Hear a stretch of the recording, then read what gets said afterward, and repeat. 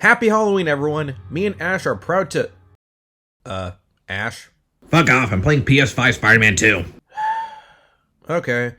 Well, this season was a bit complicated, but we're here with a fun new Halloween series to cover on this creepy of days. Originally, I was going to cover The Strain by Guillermo del Toro, but due to my hectic schedule, I wasn't able to find time to write a proper review for this, since, yeah, The Strain is a pretty long series, and I want to give it as much respect as possible, especially since it was done by one of my favorite directors and writers. So instead, I'm going to cover another vampire story that's short but fun, and all-around horrifying. Batman and Dracula, Red Rain, published in 1993 in part 1 of 3 in the Elseworld story that some fans call the Batman and Dracula trilogy, and others, such as myself, call the Red Rain trilogy, that has Batman face the blood-soaked world of vampires by first facing the king of the vampires, Dracula. Now for Dracula, come on, we all know who he is. Created in 1897 for Bram Stoker's novel of the same name, Dracula is one of horror's most precious icons, inspiring tons of movies, spin-off novels, and of course comics. In fact, Dracula fighting superheroes isn't too out of the ordinary, even being a regular in the Marvel Universe and playing major roles in storylines. He even took over a part of Russia. I'm not even kidding.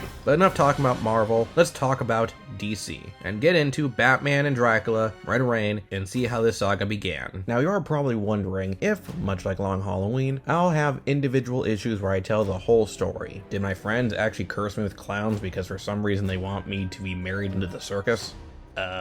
Is that supposed to be a yes? Cause that was oddly, yeah, wait, what? Warning, spoilers. Our story begins at a dark night in Gotham's alley, as an escort is trying to entice a wandering man. He reveals that he's from Europe, and he is looking to have some fun, but the instant she asks for money, he tells her to be quiet, and she's forced to comply, revealing that this is Dracula. Meanwhile, Bruce Wayne is sleeping in his room, having dreams of women emerging from mists, and coming to his bed, slowly reaching his neck. As he wakes, Bruce prepares for another night as Batman, and at first things are going pretty standard with him just dealing with a series of missing people, but once he encounters a vampire, he learns that vampires are real, but there's something else going on with him. He's become stronger, faster, and he doesn't know what's going on with him. He goes to a doctor, but the doctor sees him being completely healthy. He realizes that those dreams he's been having are not dreams at all, and that he is becoming a vampire. And he's scared that if vampires are real, do they all have to be evil? Well, if you're reading DC versus vampires, and apparently yeah. After his first encounter with Dracula, who reveals that he is actually planning to turn Gotham to his new city of the undead, he is met by Tanya, who is revealed to be the vampire that bit Bruce. Her and her team of vampires are against Dracula, but unfortunately they are unable to do anything about it, as they are compelled to obey the one that created them. And that's where Bruce comes in. You see, she did in fact infect Bruce, but she didn't make him a full-fledged vampire. She gave him all the powers of the vampire, but none of the weaknesses. But this is only temporary, of course. Eventually, the powers will wear off. Unfortunately, it might not be enough, as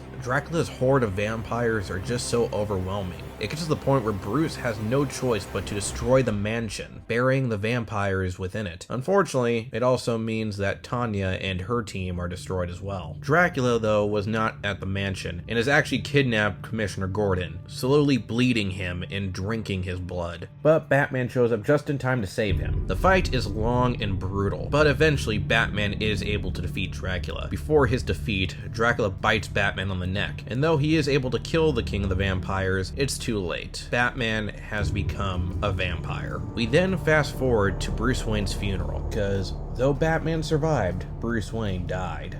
So now he is forever a true Batman.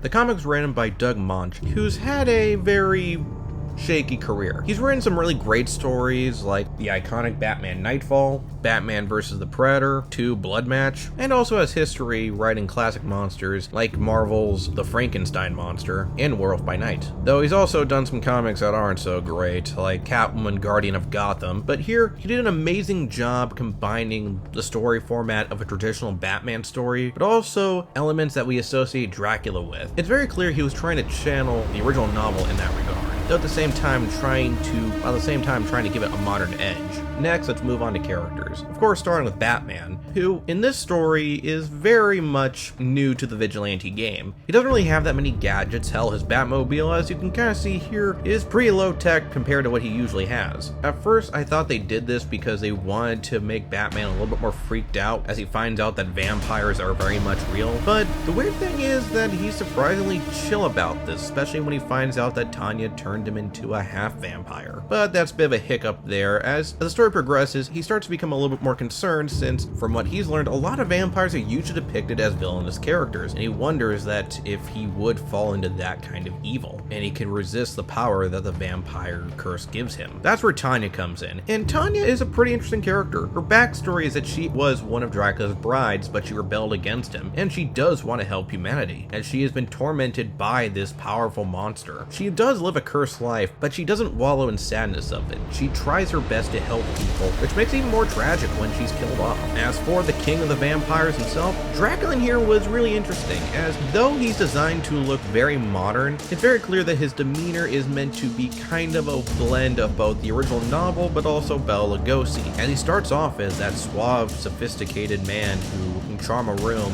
to the more bloodthirsty monster that he truly is. In fact, as the story progresses, he actually admits that Gotham is making him act more and more like a monster, and he's loving every bit of it. It's very much how Dracula is depicted in The Last Voyage of the Demeter, which, though that film does have problems, shows us Dracula in his most raw form. He sees himself as the ultimate predator, and you just want to see Batman take him down. As for the supporting characters like Gordon and Alfred, they're pretty cool. They don't have much when it comes to personal arcs, at least for now. The art was done by Kelly Jones with Malcolm Jones III on color, and they just nail it with this story. Kelly Jones, as many would probably recognize, did the artwork for a good chunk of Neil Gaiman's Sandman series, which had a lot of creative and creepy imagery, and it definitely is displayed very well here. Though it's a little bit more toned down, as Jones tries to blend the more campy, almost Golden Age style with Batman, since again it's supposed to emulate that this is a much more younger Batman who is new to the world of superheroes, to the much more detailed and horrific elements that is Dracula. It's a great way to do a visual parallel on our two characters. Plus, the designs of the monster, it's almost akin to Geiger style. It's really awesome. The use of color is also really cool, as once again it blends this very mundane, very calming colors when it comes to Bruce just being alone and trying to figure out what's going on with everything, while Dracula's style is way more brighter, way more in your face, and though has a lot of bright colors, still keeps that gothic element. Very fitting. On a whole, Batman and Dracula Red Reign is a really good start to this series. It's creepy, it's action-packed, and has a very interesting take on one of horror's most iconic characters. So yeah, I definitely recommend checking this out. Thanks for watching. Like, share, subscribe, and next time, well, we might be out of the Halloween season, but we're definitely not done with the monsters, as in November, we're going to bridge the gap of the horror and the jolly with a not so great story. Later. Happy Halloween! Okay, now can you explain me why your friends apparently cursed you? Oh, okay. Well, it's a very long story, but it all started back in middle school. I had a crush on a girl who wanted to be a